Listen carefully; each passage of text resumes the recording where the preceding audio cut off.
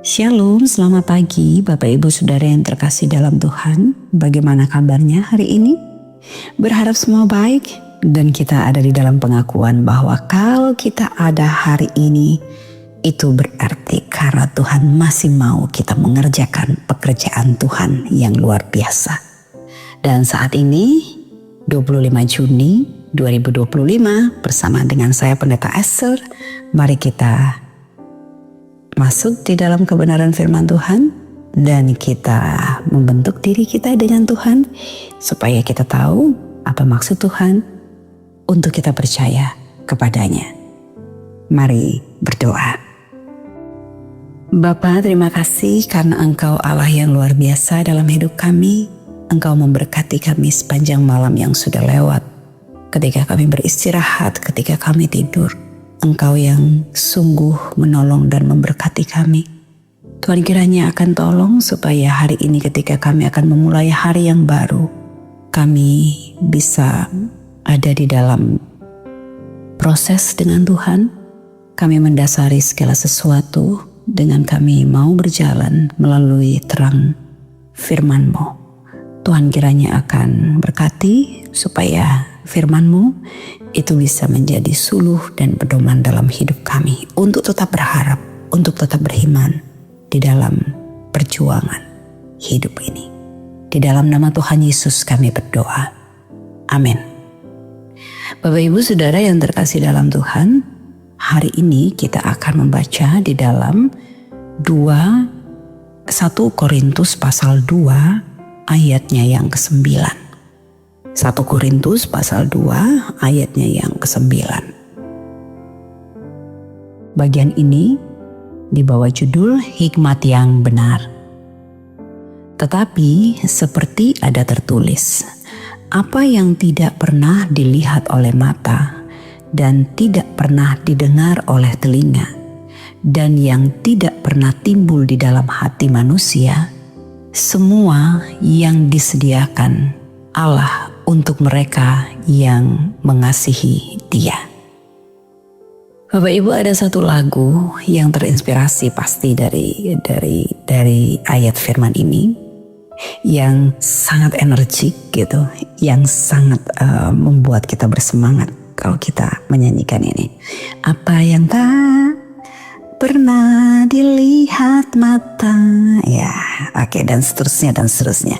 Dan yang tak pernah didengar oleh telinga, yang tidak pernah timbul di dalam hati, itu yang disediakan Tuhan bagi orang yang percaya kepadanya. Itu yang dipersiapkan oleh Tuhan dan itu yang akan dilakukan oleh Tuhan bagi yang percaya dan yang mengasihi Dia. Nah, kalau kita nyanyi lagu itu gitu dan kemudian kita baca bagian ini, sepertinya setiap kita itu akan sangat bersemangat dan kemudian akan sangat mengatakan ya dan amin. Tetapi mungkin ada beberapa orang yang mengatakan iya sih untuk beberapa hal, tapi kok kenapa ya? Aku sudah berdoa siang dan malam. Aku sudah berdoa selama ini. Kenapa ya? Hanya satu aja permintaanku. Kok kenapa ya Tuhan tidak memberikan? Kenapa ya kalau orang lain Tuhan tolong seperti itu dengan mujizat yang luar biasa? Kenapa ya saya tidak mengalami itu?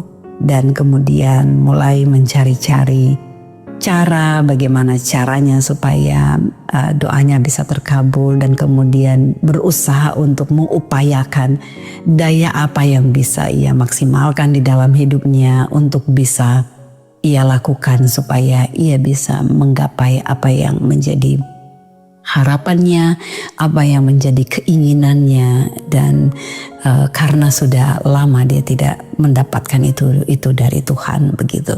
Saya berharap itu tidak ada di antara kita ya yang mengalami patah hati ya, atau tidak bersemangat lagi menantikan kabar sukacita dari Tuhan untuk setiap doa yang kita ungkapkan kepada Tuhan, atau yang kita minta atau yang kita pohonkan kepada Tuhan.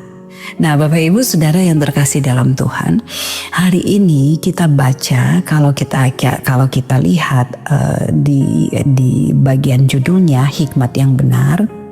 Mari kita sama-sama memeriksa kehidupan kita begitu dengan apa yang dikatakan oleh Rasul Paulus kepada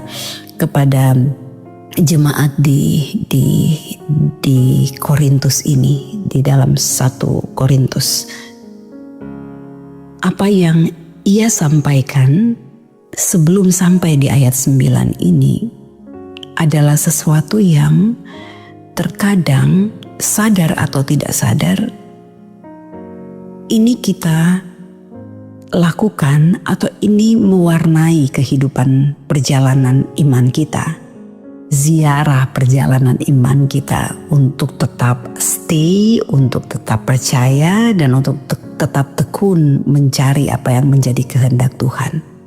Ia memberikan penegasan di ayat 6 begitu tentang hikmat yang ada di dalam kehidupan orang percaya yang itu tidak hanya berasal dari hikmat yang dari atas, dalam pengertian hikmat yang datang dari Tuhan gitu.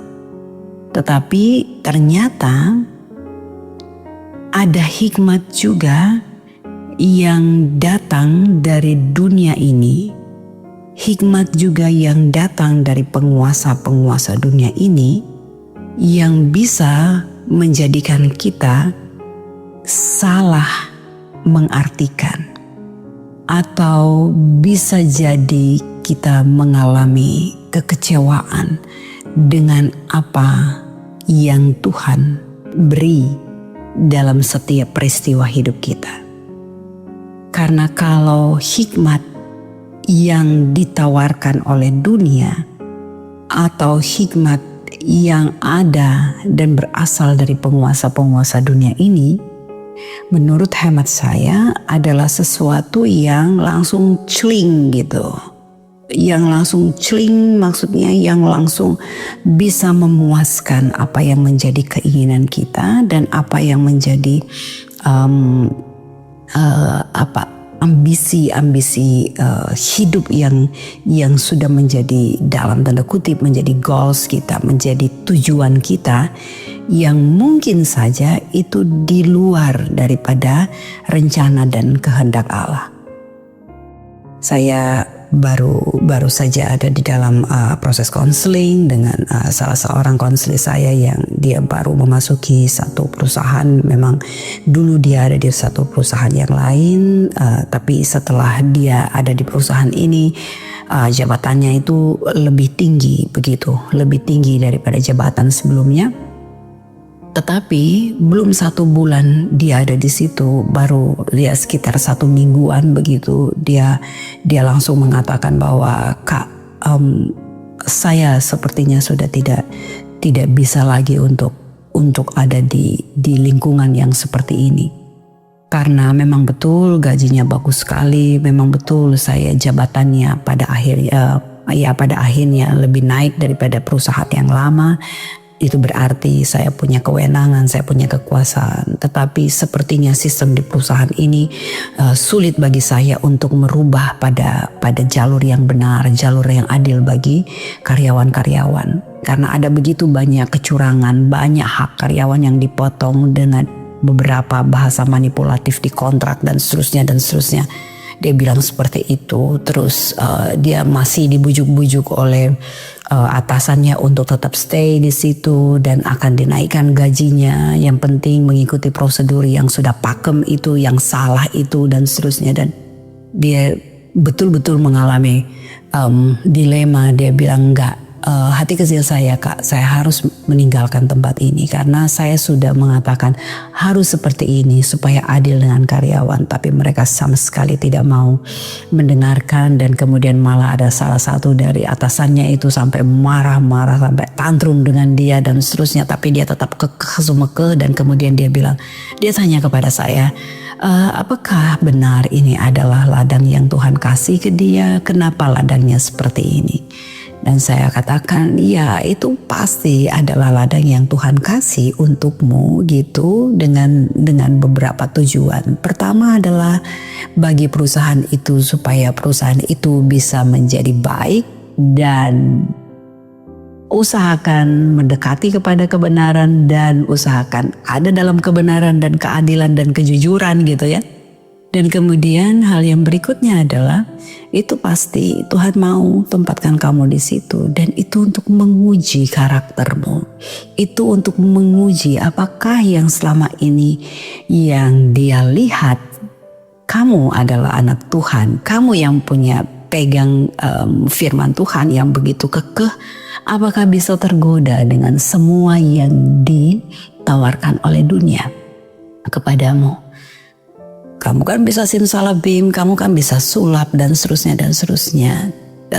Ya di balik itu memang ada konsekuensi hukum, tapi untuk sementara yang ditawarkan kepadamu, kenikmatan dunia yang ditawarkan kepadamu itu adalah ya banyak uang, tetap ada kekuasaan, tetap ada kewenangan dan seterusnya dan seterusnya, dan kamu bisa menikmati itu gitu. Dan ketika ada gerakan, ada kegelisahan di dalam hatimu,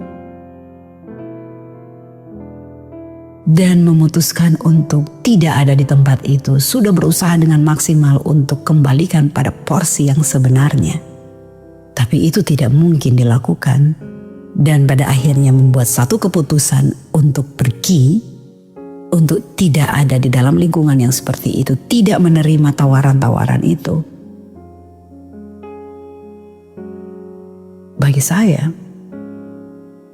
ujian selesai. Walaupun ada masalah baru setelah itu, selamat datang di dunia pengangguran lagi.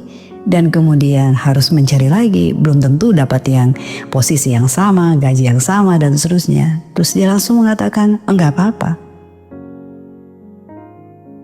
Karena aku yakin Kak, setelah ini pasti akan ada. Ada gambaran gak? Aku tanya. Enggak sih Kak. Tapi aku yakin. Terus aku bilang ya sudah. Kalau kamu yakin, kamu harus ada alasan. Aku yakin karena pertama aku tidak membohongi karyawan dan keluarganya, kasihan keluarga mereka. Dan yang kedua, aku yakin karena aku tetap mempertahankan kebenaran. Saudara, tidak semua orang bisa melakukan itu. Ini seorang anak muda yang sementara bergairah untuk mengejar karirnya gitu. Sudah ada di posisi yang dia sangat-sangat impikan. Dia sudah minta berbulan-bulan. Kami berdoa bersama di dalam setiap percakapan. Kalau dia ada perusahaan yang dia kepingin gitu, dia telepon dan kemudian kita bicara tentang perusahaan itu, dan kemudian kita berdoa bersama-sama. Saya tidak tahu masalah perusahaan, tapi kita berdoa. Tugas saya adalah membimbing dia untuk mengambil keputusan yang tepat dan kemudian berdoa untuk apa yang akan ia kerjakan. Tapi pergumulan berbulan-bulan itu ternyata mentok. Ketika dia tahu itu akan menodai cara dia percaya, cara dia membangun kehidupannya, karakternya bersama dengan Tuhan. Dan aku katakan, imani apa yang Tuhan firmankan di dalam firman Tuhan. Pasti apa yang tidak pernah kamu lihat, tidak pernah kamu dengar, tidak pernah timbul dalam hatimu. Kalau engkau tetap taat, kalau kamu tetap taat, kalau kamu tetap tekun di dalam Tuhan, itu semua akan diberikan kepadamu. Itu semua akan ditambahkan kepadamu. Karena ini yang dikatakan oleh firman Tuhan setelah itu. Karena kepada kita Allah telah menyatakan oleh Roh, sebab Roh menyelidiki segala sesuatu, bahkan hal-hal yang tersembunyi dalam diri Allah. Kemudian yang seterusnya, demikian pula lah tidak ada orang yang tahu apa yang terdapat di dalam diri Allah selain roh Allah. Kita tidak menerima roh dunia, tetapi roh yang berasal dari Allah, supaya kita tahu apa yang dikaruniakan Allah kepada kita. Saya katakan, Dek, selamat. Kamu sudah menerima satu kasih karunia dari Allah. Engkau mengandalkan hikmat yang dari Tuhan.